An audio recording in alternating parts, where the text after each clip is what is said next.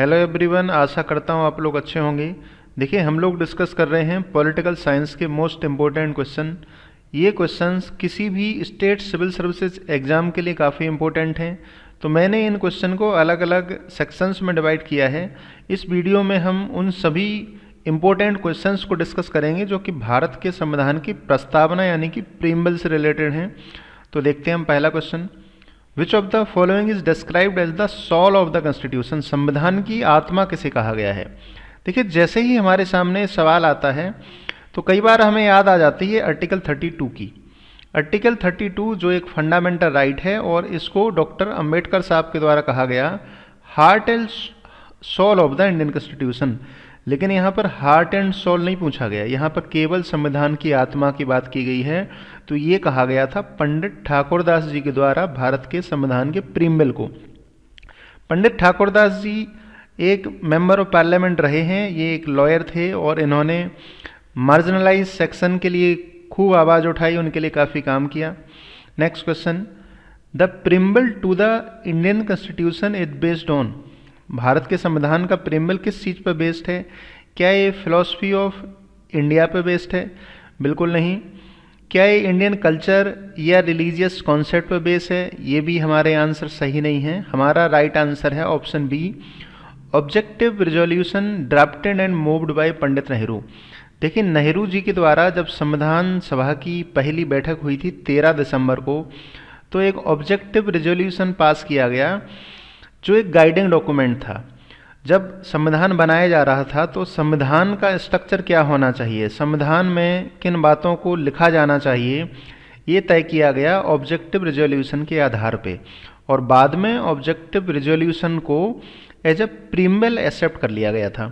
तो next question, the term we in preamble means. आपने पढ़ा होगा we the people of India.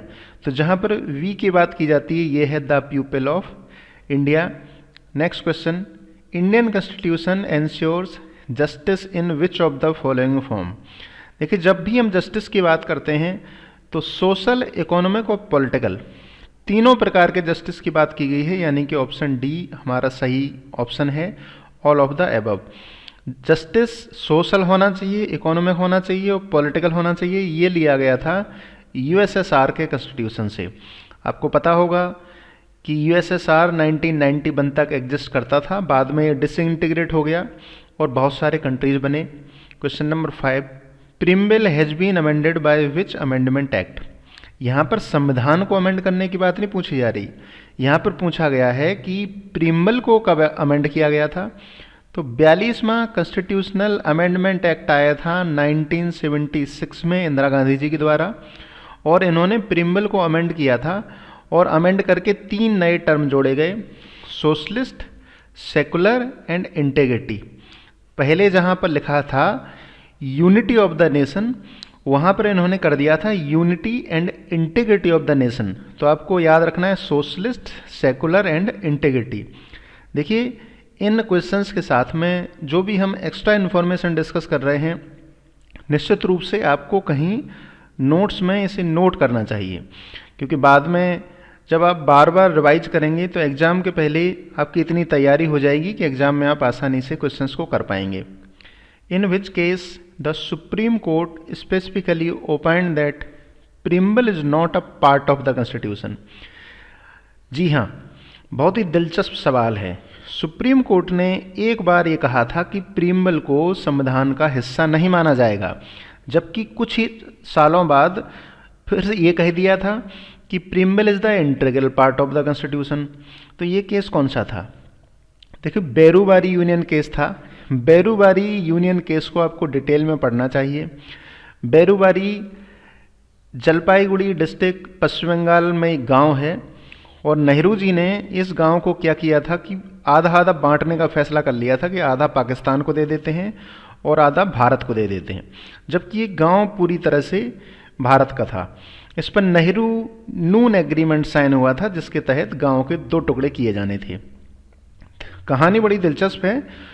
हुआ क्या कि रेडक्लिफ ने जब नक्शा बनाया, जब रेडक्लिफ लाइन बनाई, तो बेरूबरी गांव को भारत का हिस्सा दिखाया, लेकिन नाम लिखना भूल गए, तो पाकिस्तान ने इस पर विवाद कर दिया था। बाद में पश्चिम बंगाल सरकार ने कहा कि हम बेरुवारी का 1 इंच हिस्सा भी पाकिस्तान को नहीं देंगे, जिस पर ये बेरुवारी यूनियन केस हुआ था 1960 में, और इस पर सुप्रीम कोर्ट का जजमेंट आया था, जिसमें उन्होंने बेरुवारी पर जजमेंट देने के साथ साथ ये भी कहा था कि प्रीम्बल को भारतीय संविधान का हिस्सा नहीं माना जाएगा। जबकि कुछ ही सालों बाद 1973 में केशवानंद भारती केस आया, और केशवानंद भारती केस में सुप्रीम कोर्ट ने ये कहा कि preamble is integral part of the Indian constitution. मतलब हम ये नहीं कह सकते कि प्रीम्बल अलग है, भारतीय संविधान अलग है, भारतीय संविधान का ही एक हिस्सा प्रीम्बल भी माना जाएगा। यही हमारा नेक्स्ट क्वेश्चन है। In which case the Supreme Court rejected the earlier opinion and held that preamble is an integral part of the constitution. तो ये था केशवानंद भारती केस। बेरुवारी केस आप जब डिटेल में पढ़ें तो एक बार कमेंट में ये ज़रूर लिख के बताएं कि अभी बेरुवारी इंडिया का पार्ट है या फिर पाकिस्तान का। The preamble states that the constitution drives its authority from. देखिए, संविधान की अथॉरिटी कहाँ से आती है? क्या इंडियन कल्चर से आती है? Government of India, the people of India, princely states. The people of India is the right answer. As per preamble date of adoption of the constitution, हमें ध्यान देना होता है कि डेट ऑफ एडॉप्शन पूछी गई है या डेट ऑफ इनेक्टमेंट पूछी गई। तो इनेक्ट यानी कि लागू हुआ था 26 जनवरी 1950 को, जबकि इसको एडप्ट किया गया था 26 नवंबर 1949 को। हमारा ऑप्शन भी सही आंसर हो गया। 42nd constitutional amendment 1976 added which of the term to preamble? Socialist, secular, इन दोनों टर्म को ऐड किया गया था। सोवरेन पहले से ऐड था, तो बोथ ए एंड बी, हमारा ऑप्शन डी सही आंसर हो जाएगा। क्वेश्चन नंबर 11 पे चलते हैं। Which part of the Indian constitution expressly declares that India is a sovereign socialist secular democratic Republic? ये संविधान की प्रस्तावना यानी कि प्रीम्बल में दिया गया है। बहुत ही सिंपल क्वेश्चन था। देखिए, एग्जाम में हमेशा सभी क्वेश्चंस टफ नहीं पूछे जाते। कई क्वेश्चंस एनालिटिकल होते हैं, कई हमारी जानकारी से बाहर होते हैं, लेकिन बहुत सारे क्वेश्चन ऐसे होते हैं जो फैक्चुअल होते हैं। अगर आपने एक बेसिक लेवल की स्टडी की है तो निश्चित रूप से आप उसको सॉल्व कर पाएंगे। Economic justice as one of the objectives of Indian constitution has been provided in. Economic justice की बात कहाँ की गई? तो अभी हमने बात की थी, जस्टिस सोशल होना चाहिए, इकोनॉमिक होना चाहिए और पॉलिटिकल होना चाहिए। यानी कि एक तो हो गया प्रीम्बल। दूसरा, आपको पता होना चाहिए कि प्रीम्बल के साथ साथ जो डीपीएसपीज हैं, directive principles of state policy, ये भी इकोनॉमिक जस्टिस की बात करते हैं। यानी कि हमारा हो गया ऑप्शन बी राइट आंसर। अब आप कहोगे कि डीपीएसपी में इकोनॉमिक जस्टिस की बात कहाँ की गई? देखिए, डीपीएसपी में जहाँ जहाँ भी इस बात पर फोकस किया गया कि वेल्थ कुछ ही लोगों के पास इकट्ठा ना हो, ऐसा ना हो कि समाज में रहने वाले 1000 लोगों में से एक व्यक्ति के पास 99% पैसा है और बाकी के 999 लोगों के पास सिर्फ 1% वेल्थ है। दूसरा, लोगों को रोजगार के अवसर हों, इक्वलिटी प्रमोट की जाए। ये सारी बातें जहाँ पर भी हैं वहाँ हम ये कह सकते हैं कि it talks about economic justice. Question number 13, the correct sequence of the following words in the preamble is sovereign socialist secular democratic republic of India. ये हमें दिखाई दे रहा है option B. The constitution of which country was the first to begin with the preamble? देखिए, भारत का संविधान प्रीम्बल से शुरू होता है, लेकिन भारत के संविधान से भी पुराना संविधान है यूएसए का, तो यूएसए यहाँ पर राइट आंसर है। ब्रिटेन के पास अपना रिटन कॉन्स्टिट्यूशन नहीं है। Next question, question number 15, the ideal of justice social, economic and political in the preamble draws its inspiration from. मैंने बात की थी कि सोशल, इकोनॉमिक और पॉलिटिकल जस्टिस होगा, ये यूएसएसआर के कॉन्स्टिट्यूशन से लिया गया और इसका जन्मदाता है रशियन रेवोल्यूशन, जो कि हमारा राइट आंसर भी है। Next question, the ideals of liberty, equality and fraternity.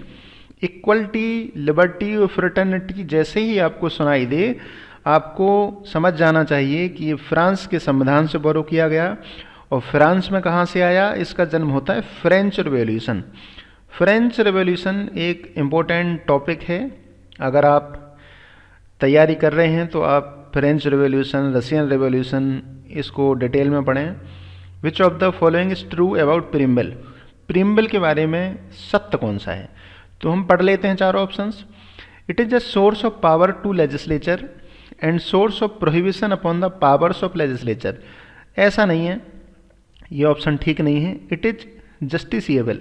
Justiciable का मतलब होता है कि कोर्ट में ट्रायल किया जा सके, तो कोर्ट में ट्रायल नहीं किया जा सकता।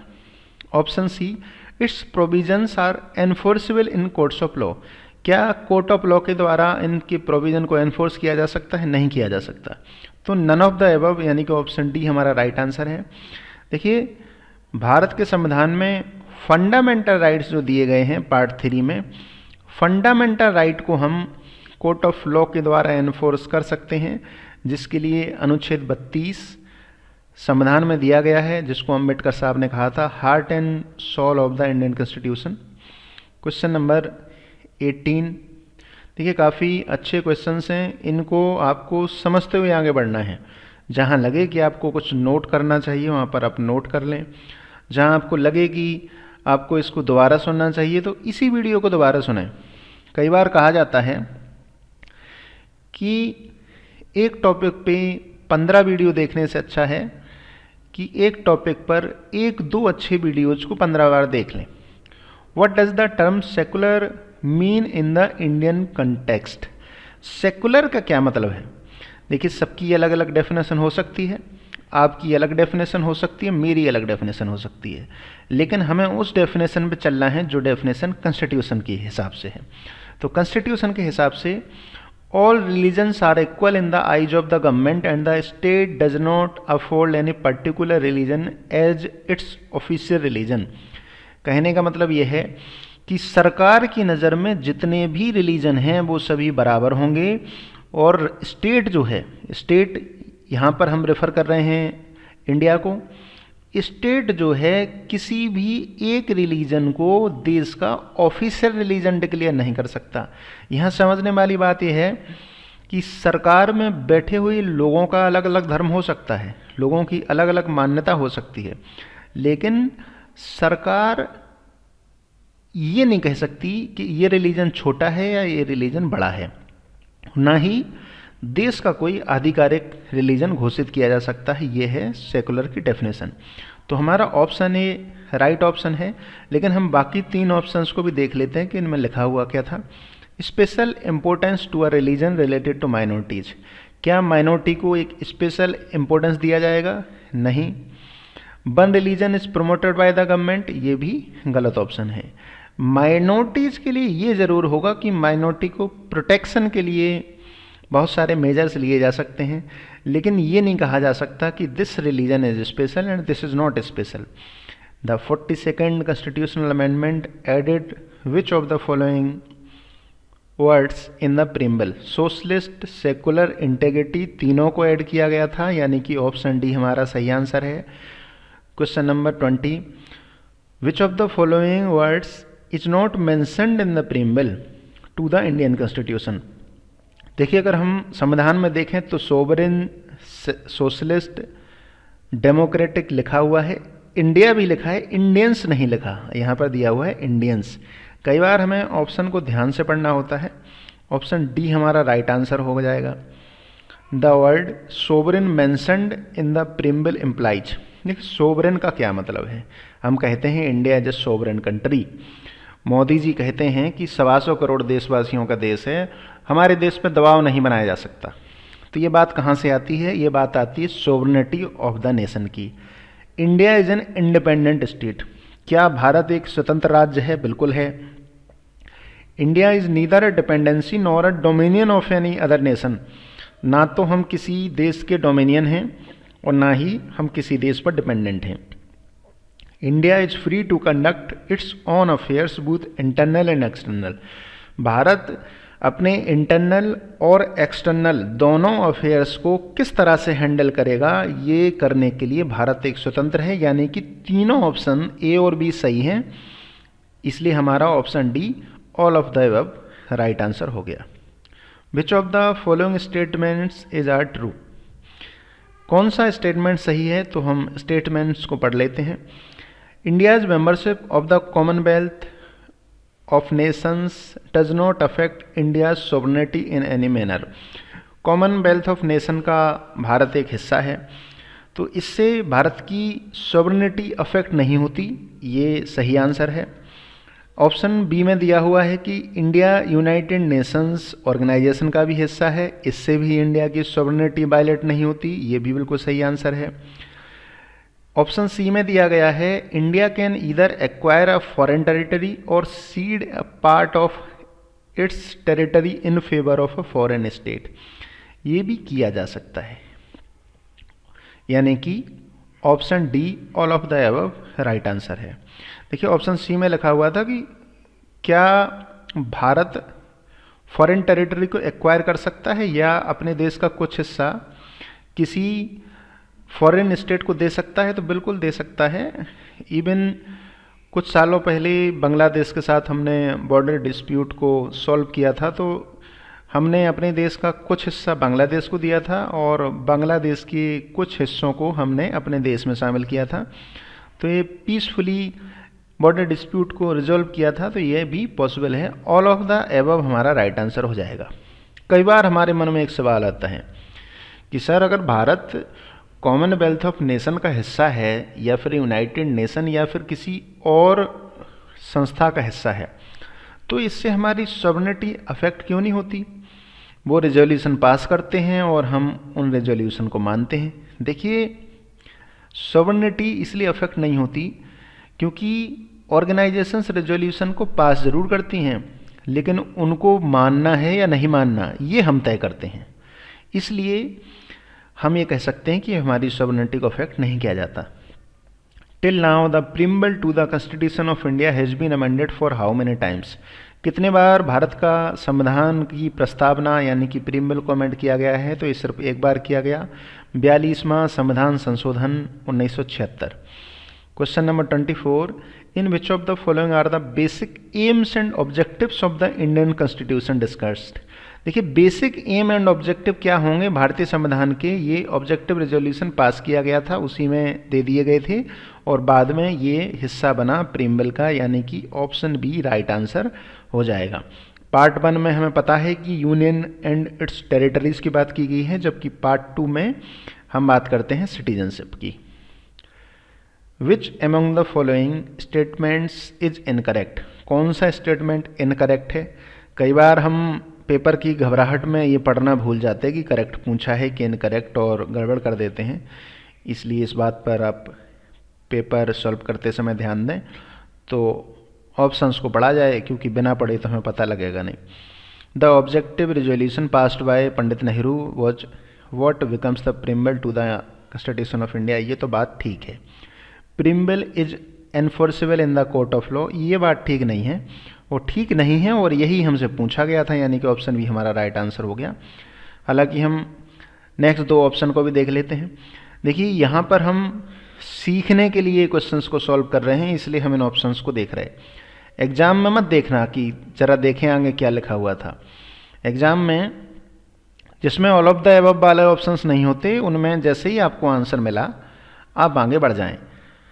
प्रीम्बल has been amended only once in 1976, बिल्कुल सही बात है। Preambles prove that sovereignty lies ultimately with the Indian people, ये भी बात ठीक है। क्वेश्चन नंबर 26 आसान सा सवाल है। 42वां संविधान संशोधन कब हुआ? 1976 में हुआ है। नेक्स्ट क्वेश्चन में पूछा गया which among the following was the outcome of Kesavananda Bharati versus state of Kerala case 1973? ये केस बहुत इंपॉर्टेंट है, आपको इस केस को डिटेल में पढ़ना चाहिए।